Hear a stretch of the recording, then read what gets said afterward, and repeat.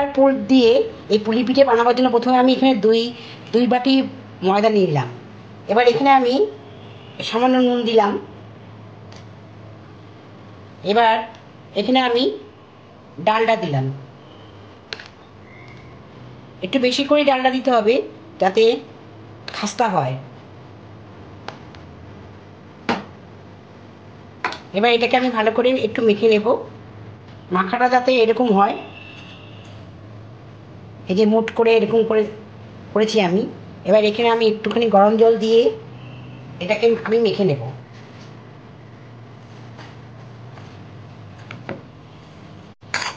এই ঠিক এইরকম একটা ডো আমি তৈরি করে নিলাম। খুব একটা মাখা যাবে না, খুব একটা নরম করে মাখা যাবে না। এবার এটা আমি ঢেকে রাখবো প্রায় আধা ঘন্টার জন্য। এবার একটা আমি পুর বানিয়ে নেব। তার জন্য আমি কড়াইতে ডালডা দিচ্ছি।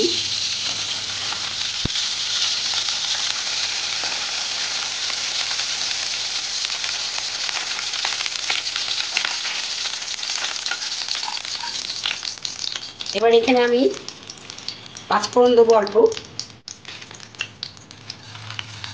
ফ্লেমটাকে একটু মিডিয়াম রাখলাম। এবার এখানে হিং দিয়ে দিচ্ছি।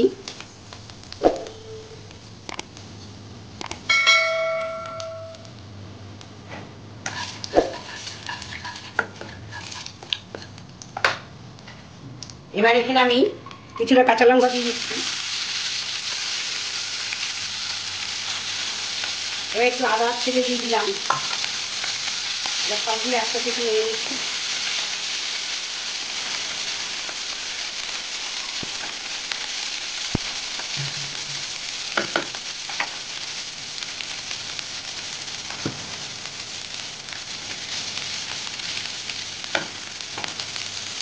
এবার এখানে আমি মটরশুঁটিগুলো ছুলে রেখেছিলাম সেই দিন।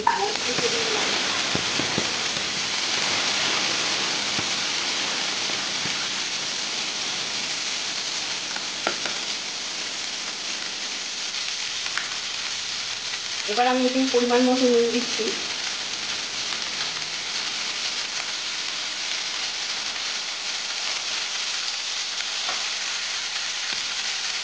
একটু হলুদ গুঁড়ো দিলাম,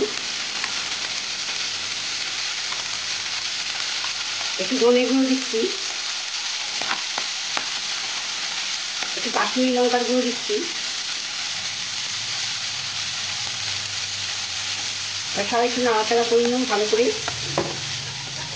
মশলাগুলো যাতে পুড়ে না যায় তাই একটুখানি জল দিয়ে দিচ্ছি।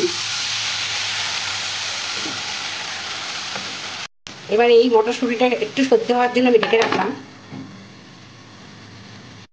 এবার ঢাকা উঠিয়ে দেখছি কতটা নরম হয়ে গেছে।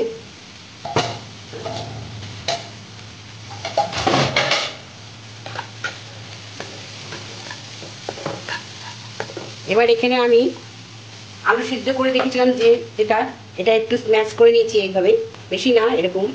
এবার এটাকে দিয়ে দিচ্ছি।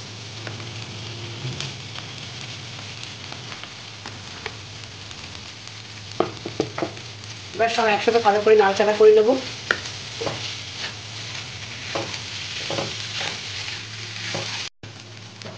এবার এখানে আমি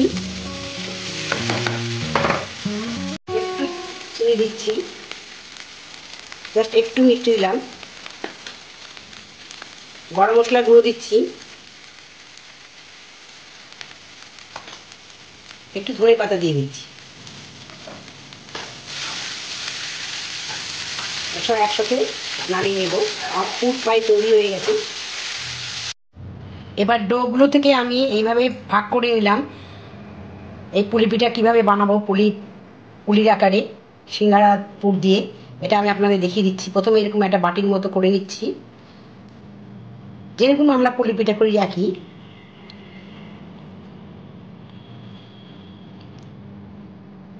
পুলি পিঠা তো চালের গুঁড়ো দেওয়া হয়, আমি এখানে ময়দা দিয়েই করছি। এবার এখানে এই পুরটা ঢুকিয়ে নিচ্ছি অল্প, খুব একটা বেশি দেওয়া যায় না, এটাতে বেরিয়ে না যায় সেটার দিকে খেয়াল রাখতে হবে। এবার আমি ঠিক পুরির আকারে এভাবে তৈরি করছি।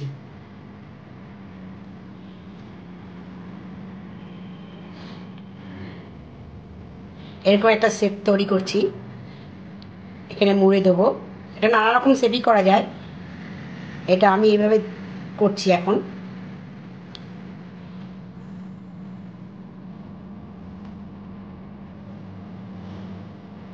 দেখুন বন্ধুরা, ঠিক জাস্ট এরকম হবে। ভালো করে বন্ধ করে রাখতে হবে যাতে পুরগুলো বেরিয়ে না যায়। ঠিক এইভাবে আমি